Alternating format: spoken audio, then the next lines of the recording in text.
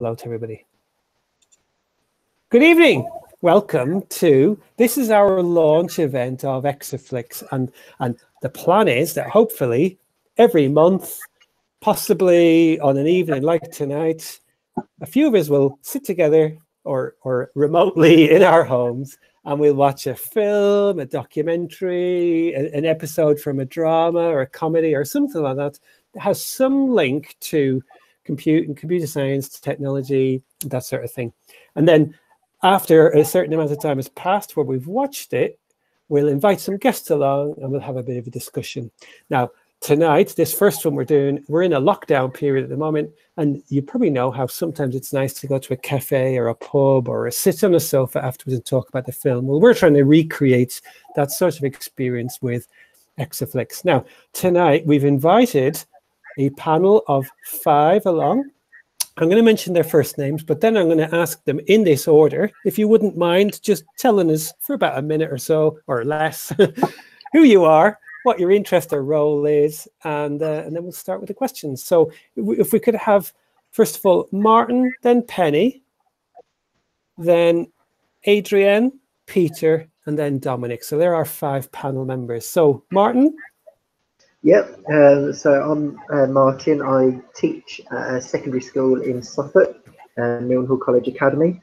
I lead the computer science there, and I quite enjoy finding films for the students that I teach to be able to watch and get interested in computer science.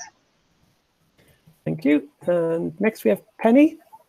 Hi, yeah, I'm Penny, and I work at the Boswell School and teach computing. I'm really interested in the history of computing, and we do look at Alan Turing quite a lot, so this was quite a good film to start with. Thank you, Penny. Who have we got next? Oh, me next. Yeah. Hi, I'm Adrienne, and I teach at Boulder Academy, and I'm the lead of computing there. It's a startup school, so we only have year 7s to 9. One of our houses is actually Alan Turing, so I thought this was a really good opportunity to get to find out more information. And I actually haven't seen the film before, which Alan was quite interested in having me on the panel to discuss my thoughts, considering that I'm like a newbie with it, and hopefully I have similar views to what the students will. Thank you. And Peter next? No, hello, I'm Peter. I'm a volunteer guide at the National Museum of Computing on Bletchley Park campus. I've been on that role for about 7 years now, and boy, that's passed quickly. Prior to that, I was employed as a communications security person, and even Alan can't lead me to further elaborate on that, so I won't for the moment. So we just have Dominic now. Dominic, I've done pretty much every job in computer science at some point, including teaching it at multiple levels. I've been a journalist, headhunter, computers, printed circuit boards, had stand-up mails with Steve Ballmer, and yeah, just generally hung around causing trouble for, that's great. Well, basically since the late Bronze Age, I think. Thank you very much. Thank you to our panel. Now, I'm going to lead off with one of the questions, but then I'm going to invite our audience to suggest questions in the chat or whatever. So first one, anybody on our panel, just chip in and tell us, how much did you enjoy watching the film? So some of us have watched it this evening, some of us watched it prior. How much did you enjoy watching it?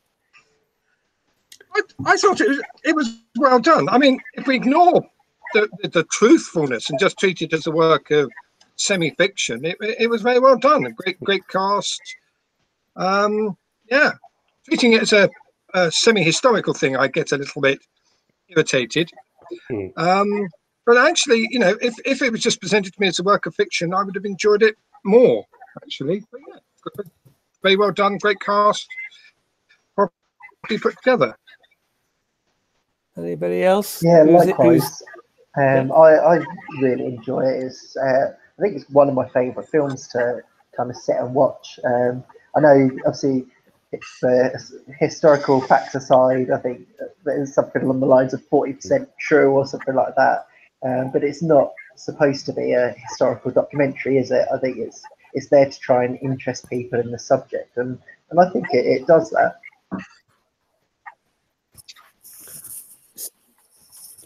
I have to say, so overall I enjoy the film, but I think it is quite. I think they've tried to put quite a lot in the film, and maybe it's too much. I think because I like a good story, and it jumps around a bit and tries to put an awful lot into one thing. So overall, really good. It's a really good point you've made there, Penny, because I mean I think he died just before he was 42. And the film almost tries to cram his whole life into 2 hours. And even just those he wasn't at Bletchley for the entire 6 years of the Second World War, but so much stuff happened there that even that is quite a feat to fit it into 2 hours. And then also, if I was just thinking, particularly for younger viewers, we have this storyline that jumps about in a non-chronological manner. So, the film starts at the end, then there's points where it goes back to early on, and it can be quite confusing, particularly for younger viewers. Yeah, I thought it didn't really know whether it was a documentary or faction or what it was trying to be. The story arc was very disjointed. From a pure entertainment point of view, for a man in the street, dare I say that? Fine, yeah, and I'm sure that people will go away thinking, yeah, that was a great film, particularly if they like Benedict Cumberbatch, and who doesn't like Benedict Cumberbatch? But it's very difficult for me to get away from the historical inaccuracies, unfortunately. So there are so many. So Peter, oh yes, go on, Penny. Yeah. Oh, that was me, I think. So what I quite liked about it is that I think it has some good messages there, even if taken away the historical truth. So something I really liked was the fact that obviously when the girl turned up, they assumed she was like a receptionist, and that's something which I know like a lot of females struggle with, is it's a male-dominated kind of industry. So that I found really interesting, and obviously the quote that they kept saying, sometimes it's the very people who no one imagines anything to do the things that no one would imagine, or whatever the quote was, that's something along those lines. I think that's quite powerful, and I think they mentioned it quite a few times. I think it's something that the students will really pick up on and focus on. So I really like the underlying messages there.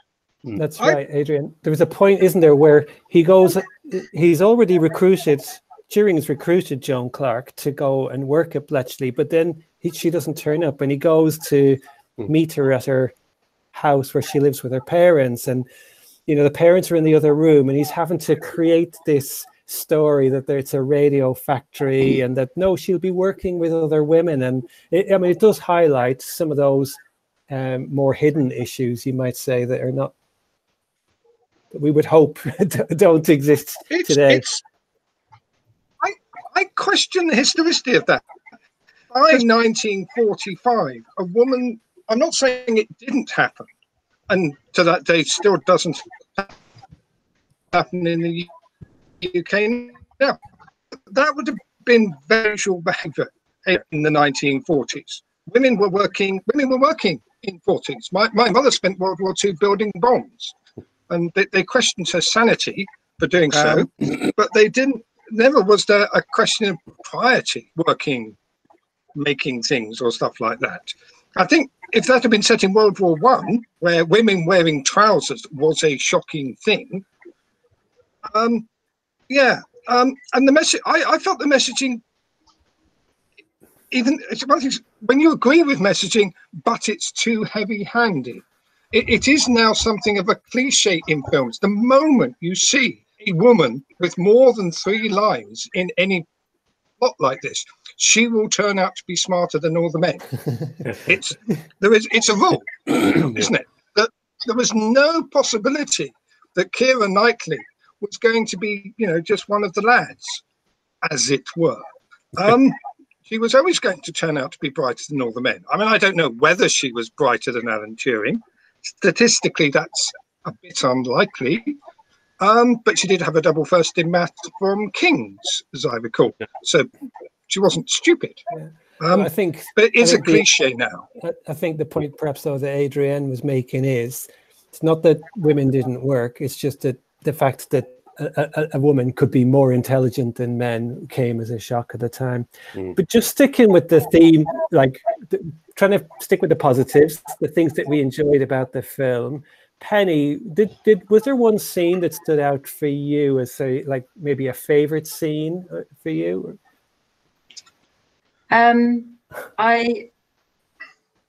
Well, I suppose I'm trying to think of it positive, but the most striking scene was when they came in to try and destroy Christopher, when he'd first started the machine and he was putting a stop to it. So that was. I love that scene. So is this the bit where Denniston says, like, oh, you've had enough, Alan, you're testing our patience, you're getting nowhere with this, we're going to have to destroy the whole thing. Is this the... Yeah. Yes, okay. So that was actually a favorite scene of yours. Why was that particular one? Well, I think it's just, for me, it was quite significant because obviously, a lot was relying on that. And I think this is where it sort of blurs the line between historical facts and if you're just watching it as a film, that's quite a striking moment to think that actually if they didn't go ahead, then we might not have won the war and what would have been and that type of thing. So I suppose it was more significant than, yeah.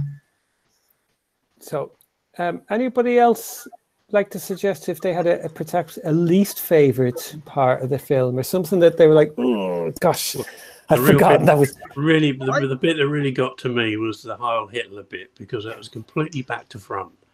Okay, that was about 3/4 of the way through the movie, and actually the premise of the existence of the bomb machine is the fact that you've got predictable plain text. So really, that just I was almost burying my head in a cushion at that point. As I was the first 2 or 3 times I saw the movie. One thing I would say, kind of just to counter that, Peter, is that obviously it is a backwards way of doing it, but I think from looking at it with students' point of view, I think going about in that way so they can see if they didn't have that plain text they were looking for, kind of just how difficult it would be to try and break the cipher. And you kind of see, and obviously it's just whirring and whirring and whirring and whirring, and then they realise that they need that cipher. I think it gives students an idea of kind of the importance of those kinds of clues and that sort of thing. I get where you're going with that, but the reason for the existence of the machine in the first place is because of the crib. It's not the other way around. The machine doesn't suddenly work because the cribs appeared. The machine exists because they guessed or they could see that a crib would be useful. So if you put it logically like that, then the plot arc falls to pieces. You can see. I mean, with Martin, I agree, because when we talk about Alan Turing and the younger students, the younger students know that type of thing. That's what they used to say, Heil Hitler, and they can make that relation, and you do see them trying to get it, and that is perfectly valid. It's just that it's done in the wrong order. So I know. I do agree. So I disagree and I agree. But just for the trying to engage the kids and to understand about ciphering and how they came about with the machines and that I think anyone that doesn't necessarily have that understanding will get it a lot more than if it was the other way around. And I think it just helps to cement that. Obviously, we know that it's completely wrong. But I think I can kind of understand why they might have done it in that way. I wouldn't use the film as a basis for educating kids. You've got to go right back to the way we do it. And I'm not saying this is the right way to do it. The way we do it at the museum, when we've got schools in, is we take them through the logical steps. So the first thing you need to know is how the machine works. Okay, how it's constructed internally. That's all done for you before the movie starts. And the Polish mathematicians are referenced to it very briefly. One sentence, I think. And that's okay. Then with the understanding of how it works, that exposes its limitations. That's what you're looking for. And now can I probe those limitations? How am I going to probe those limitations? And that leads you to the predictable plain text, or known plain text, we call it these days, the crib as they called it back then. The whole issue there would the whole of the Enigma story would not exist if it were not for cribs. If you didn't get cribs, nothing worked. 159 million combinations, more than the number of seconds, or just about more than the number of seconds since the Big Bang.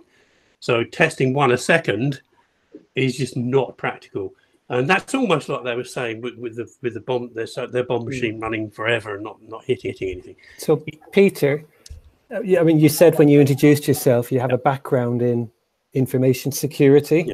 Yeah. So yes, I hear what you're saying, and you're making lots and lots of valid points, but I think we have to go back to what was the intention of this film, and it was a Hollywood thing. And I'm amazed when I'm out and about and I talk to people, if I ever mention Alan Turing, and I could be in a shop or something like that, somebody will say, I don't mean in a computing classroom, somebody will say, oh, I know all about him because I watched the Imitation Game. And a lot of people see this film as a biopic.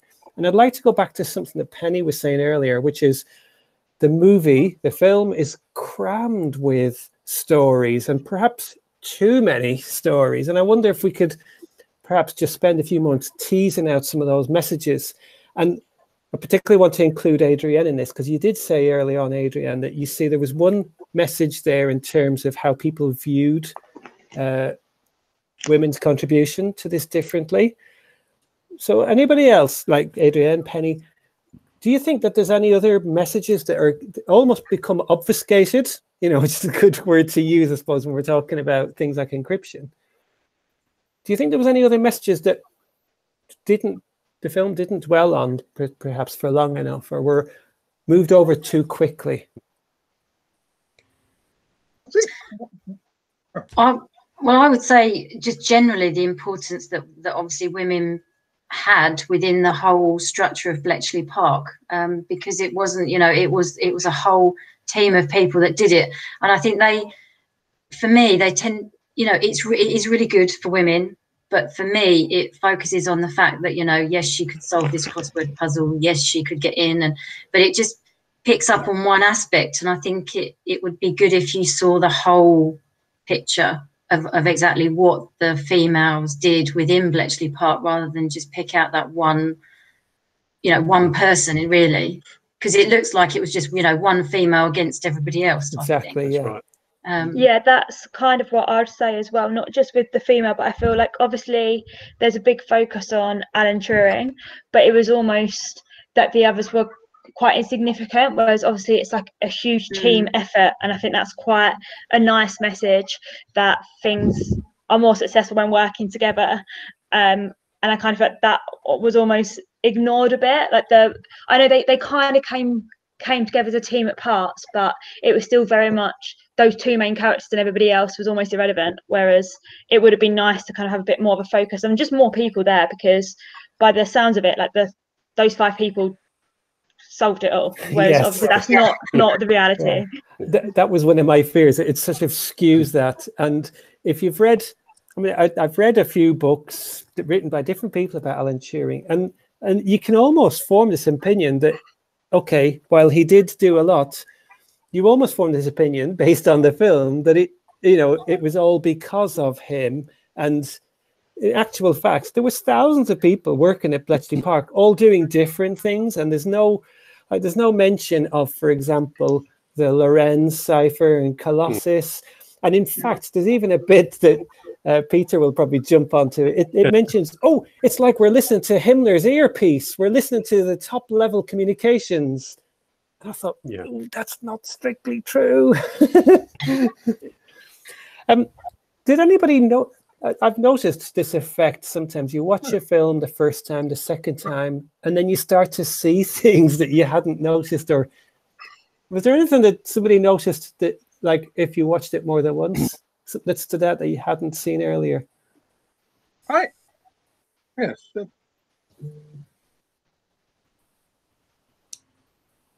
Did anybody notice I this? Just got to the point about it being complex. I think we have a trade-off.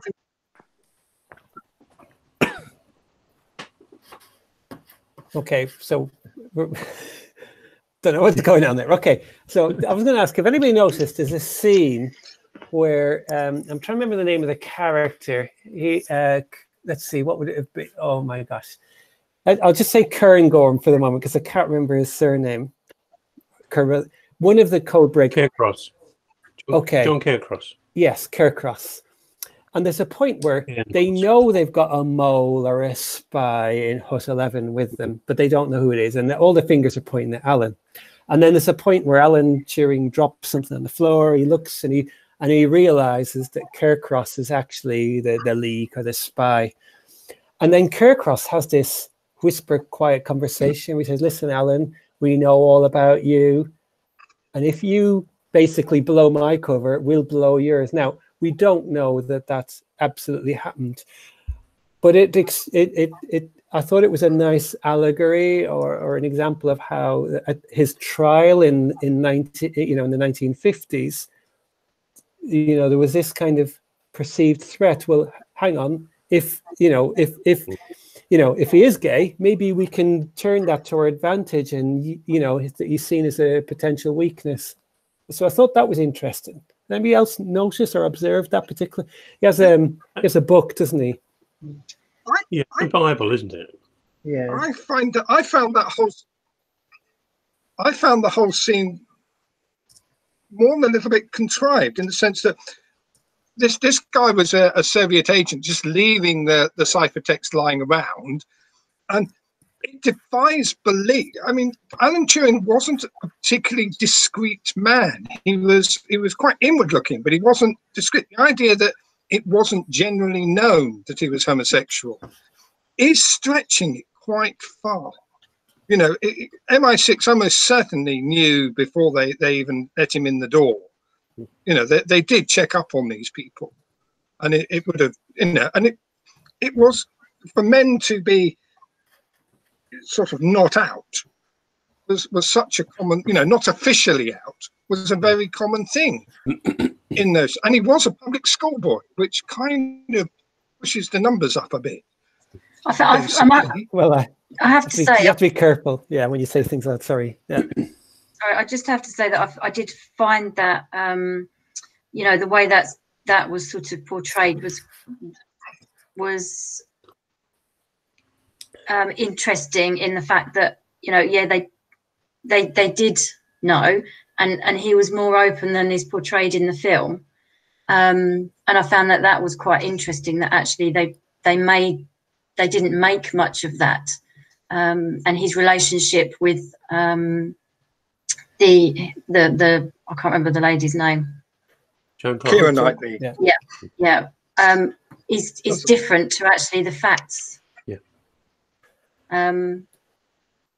So, okay, I'm going to ask now, audience, like we've got Stuart and Sarah, if there's particular questions that you would like to sort of escalate, and you can either just pick a number or type them in, or switch on your microphone if you want. So the film is not all about Alan Turing, despite what what we may have, what might be apparent. And I'm just wondering about some of the other characters now in the film, and I'm wondering, did you feel sorry for these other characters? Did you empathize with them? Do you think that relatives of those characters, like Denniston, for example, isn't portrayed in a particularly good light? So he's the one who seems to be very anti-Alan Turing all the way. Like, I wonder, some of these characters, how their relatives would feel. Would they say, oh no, that's, our granddad, our uncle, and that's exactly what she was like? Anybody, any opinions on the other characters? I think Denniston was very, very wrongly portrayed. Very. He was a very, very good organizer. Although I don't think he lasted the course there, but while he was there during the setup phase, when arguably getting that whole thing up off the ground in the time they had available to them, it was quite an astonishing feat, which is what the military are good at, because the doctrine rules over everything, and they're just darn good at organising. If I were a relative of Denniston, I'd be mighty miffed by the way he was portrayed.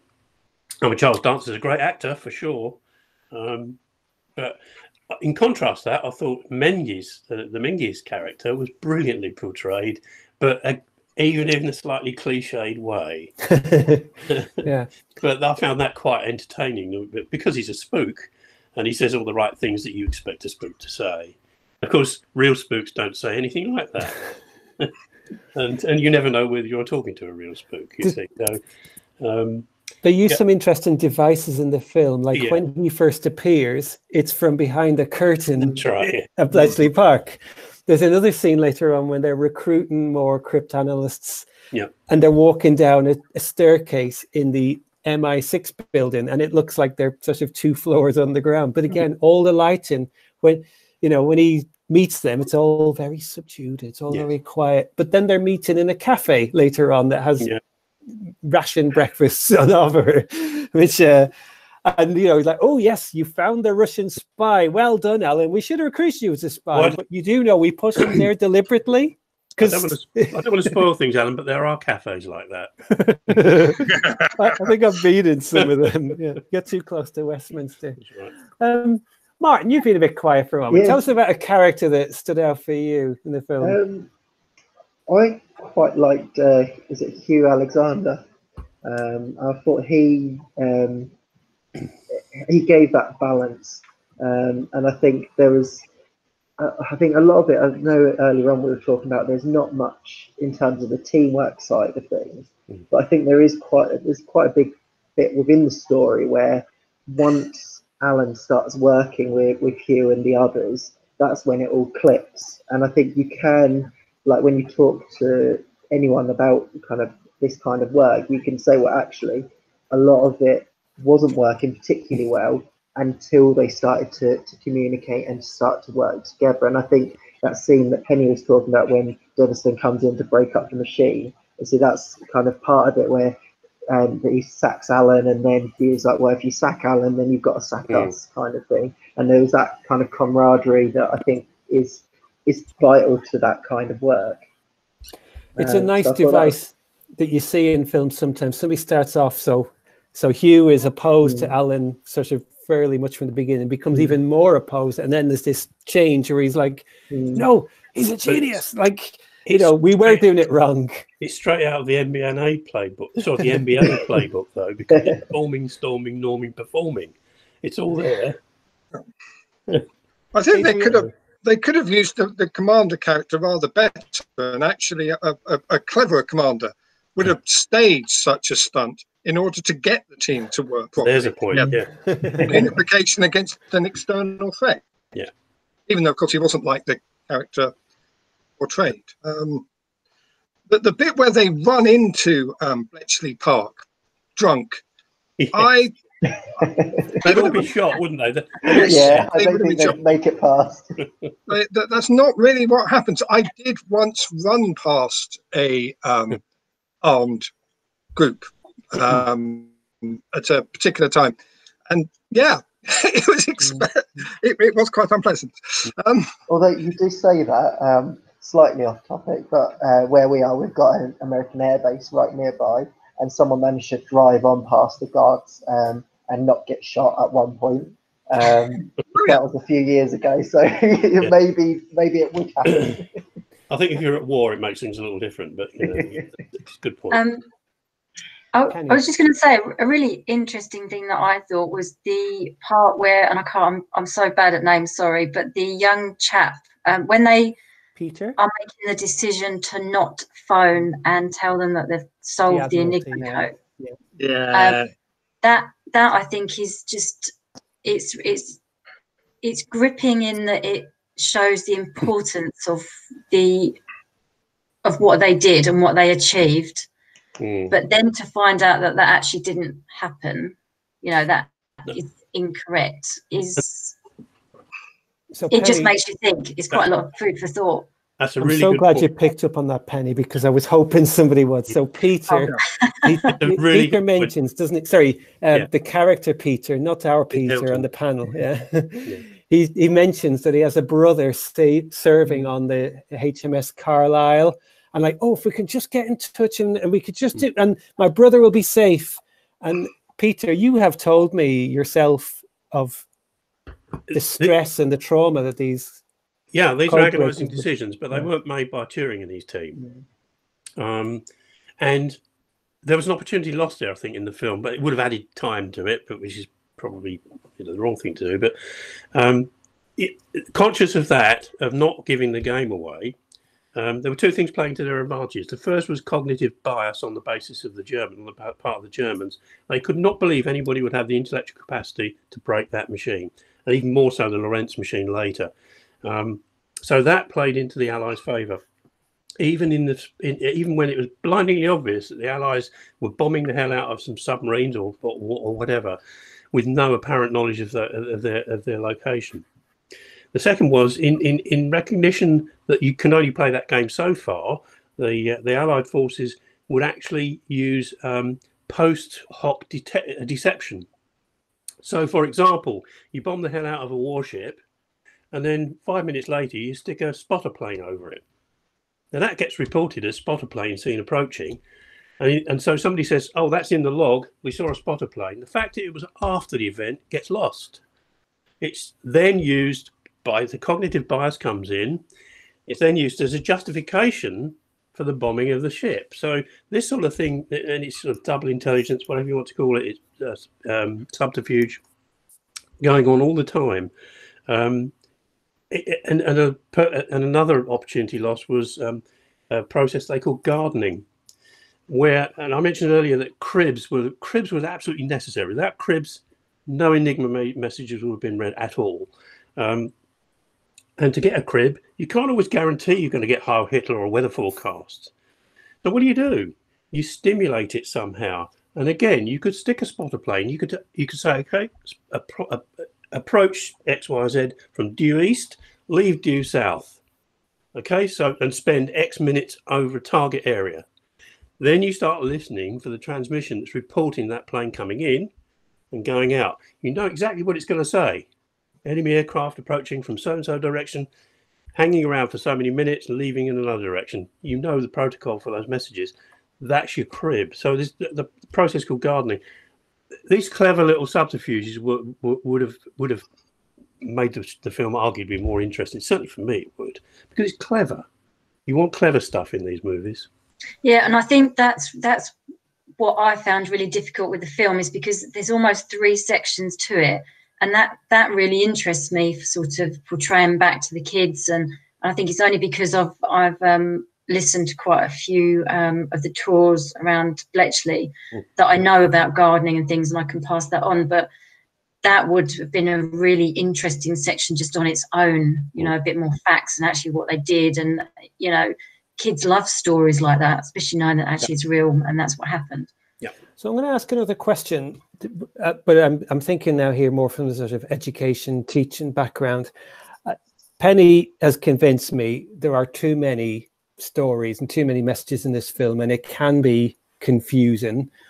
And some teachers have said to me, "Oh yeah, I told my class last term to watch it," or "I was absent for 2 hours, so I sat them in front of it." And I think there's probably better ways we could use the film rather than just plonk in an audience or a class, sorry, in front of it. And I'm just wondering if maybe the teachers on our panel could think, do you think that there's certain elements of the film that might just be used in isolation, or are there other ways that you think we could use the film, or just actually ban your classes from watching it altogether?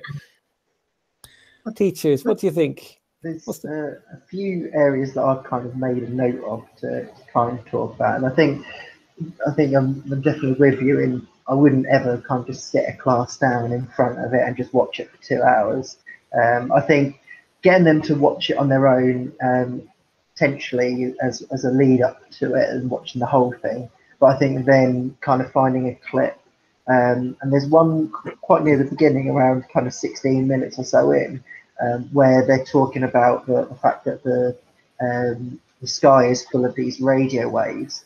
And that ties in really nicely with some of the OCR GCSE, where we can talk about how Wi-Fi works and how that you can listen in, but obviously if it gets encrypted, that you then can't understand what you're listening into, you can still listen in, and you can still retrieve all those messages, but you just haven't got a clue what they're saying. And I think that's quite a nice little section to definitely hone in on. I like that. So it's like you're saying, okay, class, watch this film at some point this year when you're in the right frame of mind for it. but we're going to watch this particular part here. And if you've watched the film at some point, it'll help place it into the context of the film and add more to it. Yeah, I love that idea. That's a good suggestion. Any other teachers, any other ways of, do you think there's any other particular messages that you think, like when Penny was saying before, it can be confusing? Some of these really powerful messages are obfuscated in the film. I don't think I personally would show it in class at any point. I'm not really a big video player, but I would sell it, I think, kind of like a similar task as opposed to what you have, and ask the students to watch it as an optional task, and then ask them to come back to me with things which they found were odd or things that they found were inconsistent with history, and kind of make them do their research as well. And then they can feed it back and we can have a class discussion like outside of lesson time, because I just think even just general like researching skills is, you know, something which goes amiss for students. And if they've seen a film and then they're researching it, it's almost like a double method of engagement for them. I think yes. Certainly, I think finding the bugs in that film, I think, would be more engaging and useful than trying to learn any concepts from it. And I think kids would enjoy that more. Certainly my kids. I took my own children to watch it, and frankly, I regard it as a bit of their social education, not their computer science. But yeah, I think finding fault with things in the same way that finding fault with the physics in sci-fi is a productive activity, and actually getting kids to think about what they watch is a useful end in itself. Actually saying these things are implausible, and then you can still enjoy it, but actually finding fault is quite fun, especially if you're going to be a programmer when you grow up. I think it just makes them pay attention a bit more. Like, I obviously knew there were flaws given the task that was set, but even like really silly, like right at the beginning, one of them used Tipex, and I said to my friend, I invited everyone to watch it, I was like, surely Tipex wasn't around then, and we googled it and we'd have found out that it was years later. So I think kind of telling them that there's flaws and almost telling them, you know, what are the biggest five, I just think it like you said, it could be a fun task for them, and it's not taking away any lesson time. It's just adding to their enjoyment. And if you've set a kid a homework of watching a film, then let's be honest, they feel like they're winning like for homework that week. Well, Detective Chief Inspector Tuff, I have to hand it to you. You're going to get a commendation for that crucial piece of evidence there that you spotted. Can I say as well, while we're talking about the detective, I think there is another really interesting thing. So sometimes in a school, issues crop up, and it's really, really hard to get children, we play a lead as trying to put children on the right moral path. And I think having useful case studies to refer to. So there's one that the film's almost bracketed by. The detective, he's called Robert Knock in the film. And the film starts with him.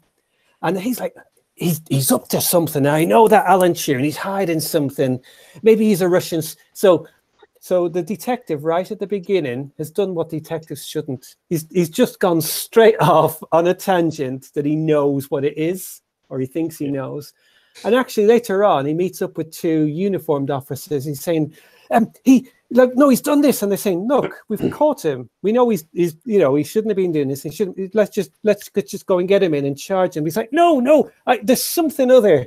And we find that sometimes with children in school. Like, I know that Peter Hoath, I saw the way he looked at me. He had this guilty look on his face. And I thought there's some useful little messages in that respect. Right, ladies and gentlemen, it's 9:30, and I don't know whether some of you are planning to go to bed sort of at 10 o'clock or so. So what I'm going to do is I'm going to say thank you very much to our panel, and I'm going to clap, and you might clap as well. So Dominic for stepping in last moment. Our teachers, our teachers Adrienne, Penny, and Martin, and Peter for being our guru on all things information security and the historic elements, and Dominic for stepping in last minute. So thank you very much, everybody. I'm going to now go and stop the recording, and then some people might just decide now is the time for them to go. But let me just stop the recording, and then the recording is now stopping. So what I'm going to do is I'm going to hang around for a few moments in case anybody wants to